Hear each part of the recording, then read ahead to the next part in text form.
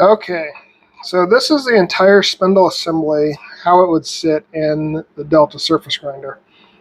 I wanted to have it out like this and present it in this fashion because when I took it apart, it took me a lot of time to pull it apart as I was being very careful with it, and I didn't get to video it because my camcorder actually died, so the battery went out on it as I was going through this. So I wanted to present it in this fashion so it makes a little bit of a better sense of what you're seeing. So starting on the back side here, obviously you have your pulley. There's a keyway cut into here, and then it goes up to this nut right here. This nut is a left-handed threaded nut, so don't try to loosen it like you normally would if you're using an impact gun. You got to turn it to the tightening function to be able to get it off. Then you have a bearing that sits in here, a shaft that runs the length of the grinder body, and then over here is the I guess the bearing assembly for the business end. So in an earlier video you saw us make this spanner wrench. So this thing right here is designed to fit into these two little dogs, and it will take off where the wheel sits. So you have a nut and a washer, and right here is where your grinding wheel sits. Then if you take off this inner, I'll try to pull the camera over without causing too much issue here. You have an inner nut that comes off like so. And this whole piece comes off of this tapered shaft here. This tapered shaft is so you can put interchangeable mounts on for a different type of grinding application. So if you want to use a cup wheel or your traditional 7-inch with a 1 1/4 inch shank, they would go on here. Once you have that pulled off, you would unscrew this. Actually, let me pull you in closer here so you can actually see what I'm talking about. So, see this nut assembly right there? There is an Allen head screw that you have to back off because, as you can see, this is a split nut that when you tighten this screw, it tightens these threads once you have the preload set in this bearing case here. So you back off this Allen nut right there, and then this just unscrews.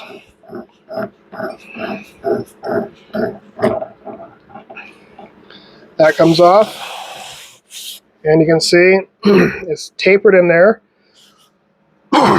And you can also see that the screw sticks out into that tapered spot. So that's important because the next thing that comes out, this right here is what holds the preload against this from the spindle into this bearing assembly. You can see the little circle marks. That's basically as it's worn down as the spindle is spinning up against this. So these two are in constant contact, and this is what's holding the preload. This cutout right there is designed so your screw can protrude in there. So once you have that out, imagine this being in the machine. I'll pull you back up here so you can get a better idea of what we're doing. So your machine has a bolt that comes down in here and holds this in place. That's why this doesn't just free spin. So the way you would take this apart out of the machine is you would take off your pulleys right here. Then you would take off your left-handed nut.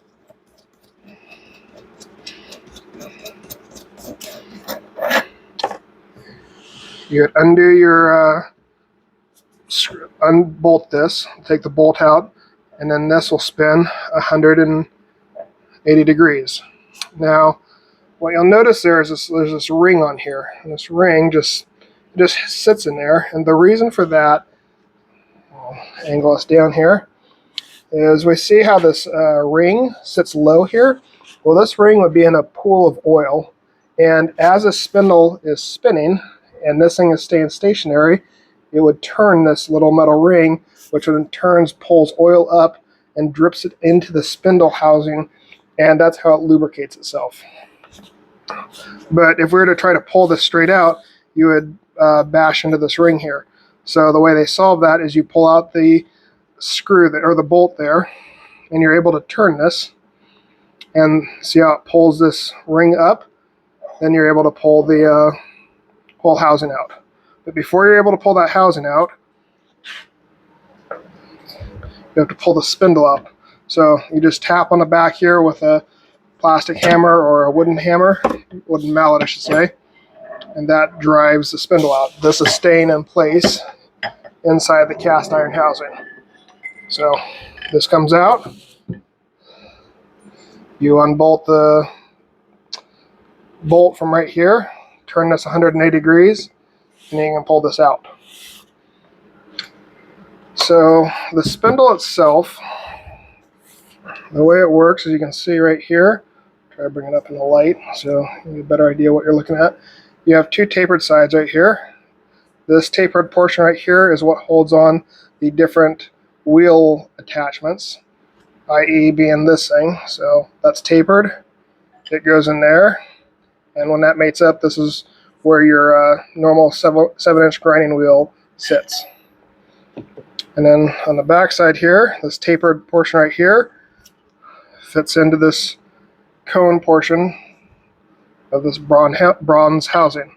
I believe it's bronze. It might be just I believe it's bronze, but I'm not 100% sure. So the metallurgy, what it is. Now this is how this thing sits in here. It's a tapered fit, and to keep it from wiggling around, because if it's too loose you'll get some wiggle in here, so you tighten up this plate, this nut here, it pulls this into the tapered set. So once you get it where there's no movement here, by screwing this in, once you get it at a spot where you're happy with it, you tighten that Allen key right there, which in turn squeezes together those threads and keeps it from backing out.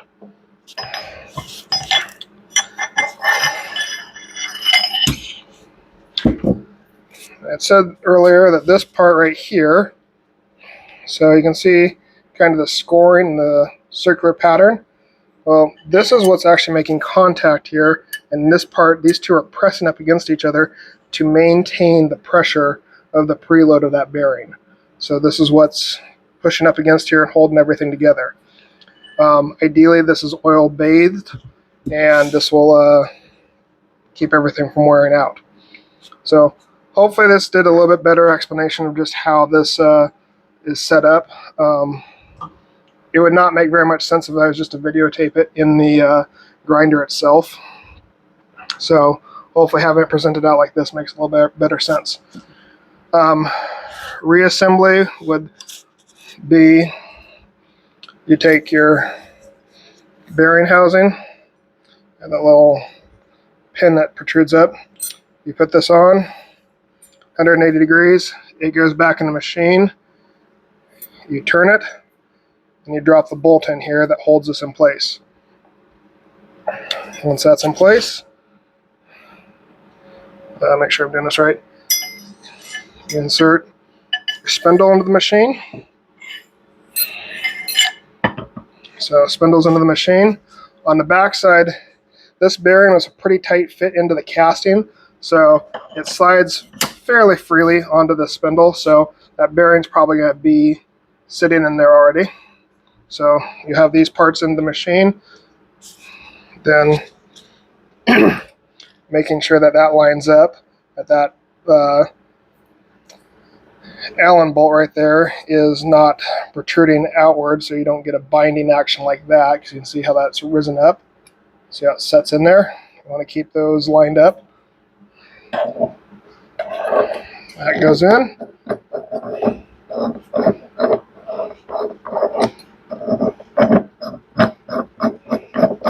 And this gets tightened down.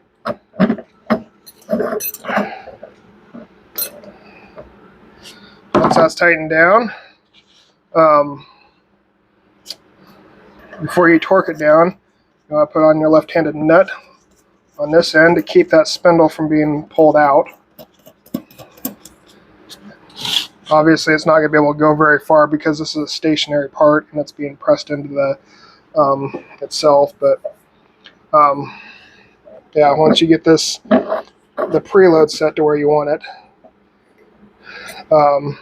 then you tighten down an Allen key with that Allen nut.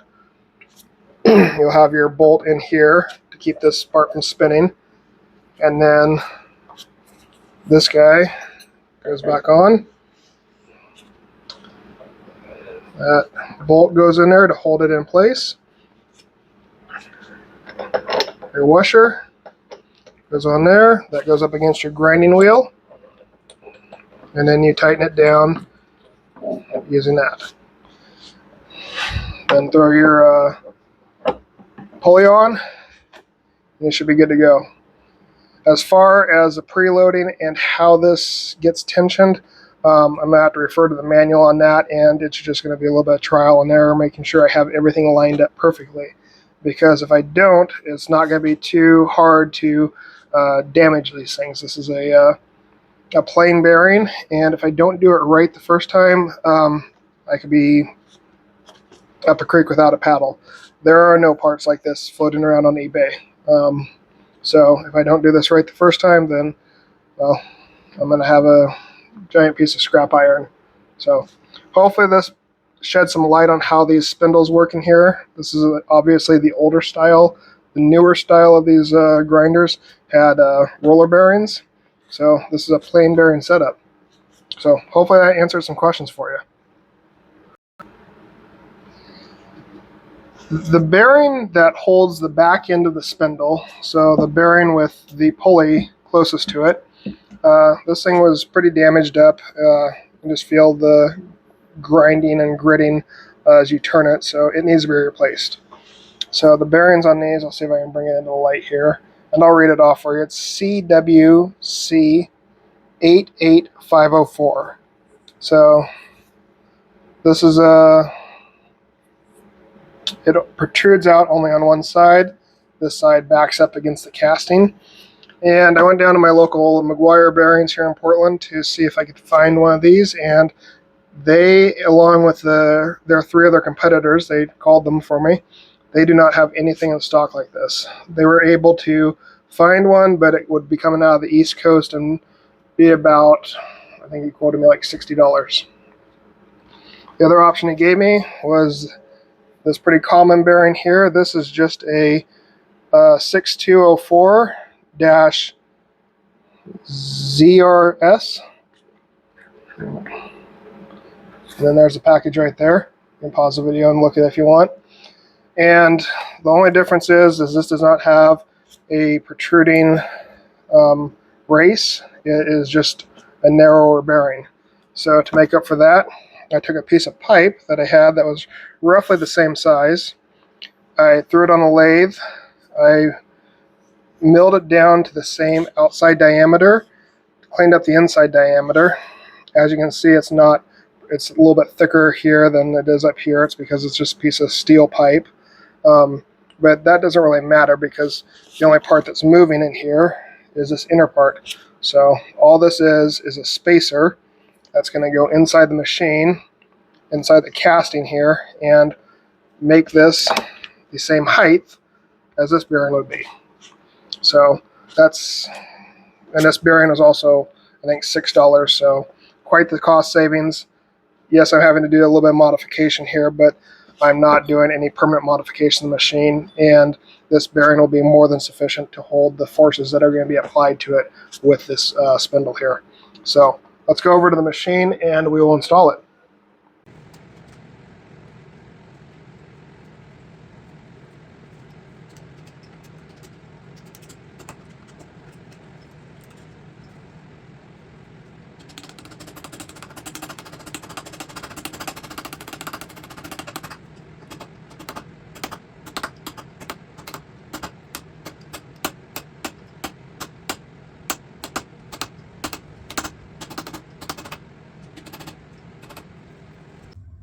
Okay, so I'm ready to reinstall the spindle. So first thing I'm going to do is I want to add oil to the reservoir here.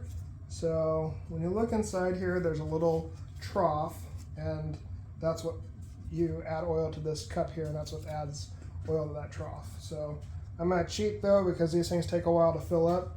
I can just come in here and we'll add oil directly in and fill it up before I open this up. Just tell me how full I'm getting. The oil I'm using here is Spindle oil from my South Bend lathe. It's nice, light viscosity oil, so it will get thrown up into the bearing and lubricate all the parts really well. So we've added the oil in here, and now what we need to do is add the internal part of the bearing. So the bearing normally sits like this. Here's the hole that the bolt goes through. So it comes down through this hole, plugs into this one, and this is what keeps this from turning. As you can see, there's this ring right here, and if I try to put it in, it'll bash into this ring. So we have to turn this 180 degrees. So putting this in here, this will just slide on in, and we can turn it. You feel where the screw hole is. I look in there, I'm seeing that that ring has fallen into place, so everything is lined up where it's supposed to be. So I have a ring in there, it's dipped in the oil. We're going to tighten down this bolt here, and this is now holding this in place. So we have the spindle. Now the spindle's installed in this direction, and we want to pre-lubricate it so it's already ready to go. So same thing, I'm going to add oil to both bearing surfaces here, because remember these are just cup surfaces.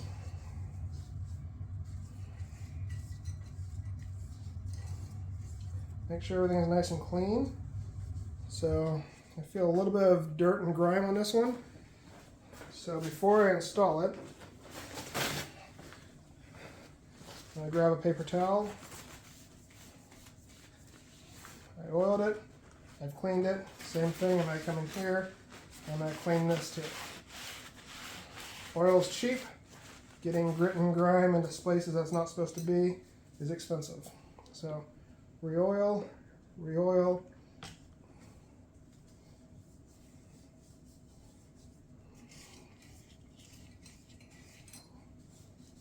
Everything has a nice light coat of oil on it.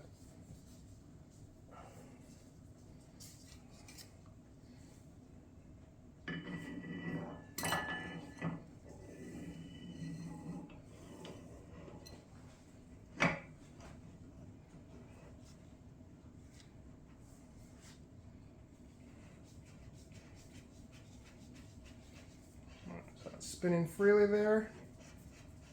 So the more I pull it back and those two cone-shaped parts of the bearing lock in, the tighter it gets. It's just like an R8 collet or a Morse taper fit.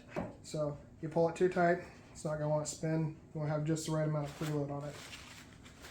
So this is now the time where we want to install this guy right here. This is the retaining ring, and just like we saw over the bench, this screw that goes all the way through goes into this notch here. So this part goes in like this and sets in with this screw. Now to try to keep, if I just put this in here and started screwing, there's a good chance that's going to get off kilter here and not be lined up.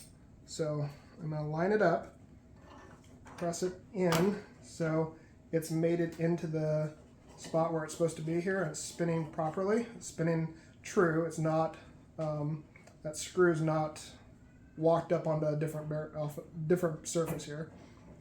And now that I have that lined up and I have back pressure on it, I know that's lined up properly.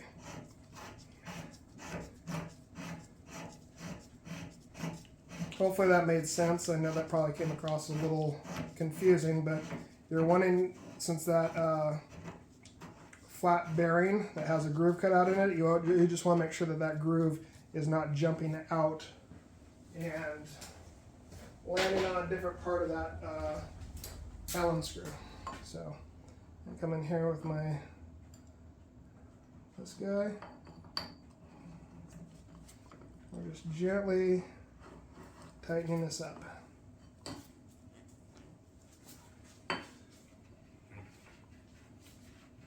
So now we're at a point here where it's pretty snug. I can tap on it. It's not going in either direction. So I've got it seated in there. It's nice and tight. So now I want to back it off just a hair.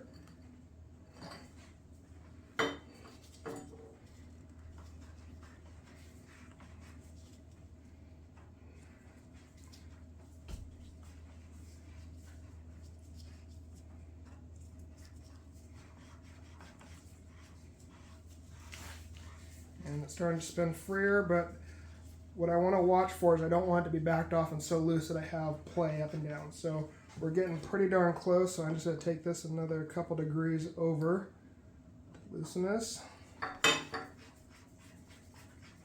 That feels nice and tight. There's no wiggling in there. So now what I can do is I can take Allen key and lock this nut into place. Oops. Let's see if it doesn't walk on me, so make sure that we're still spaced right.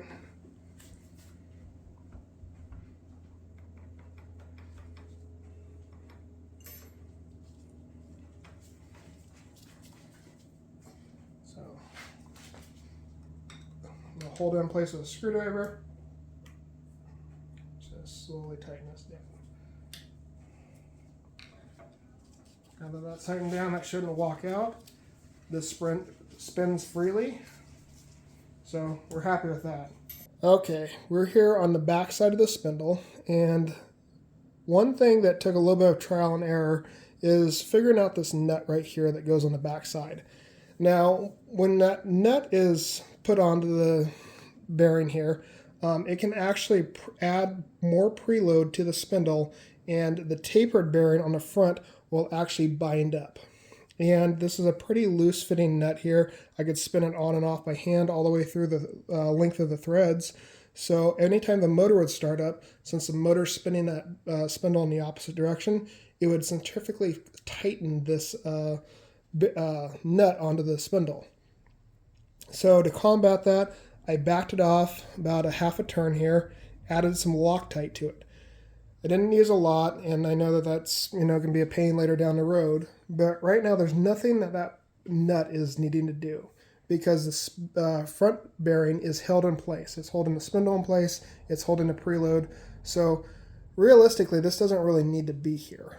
And all this bearing in the back here is doing is keeping us from moving up and down side to side because of the movement of the pulley. The in and out forces that are applied to this are all being handled by the front spindle bearing here. So other than that, this thing is ready to go on to the next stage of the rebuild.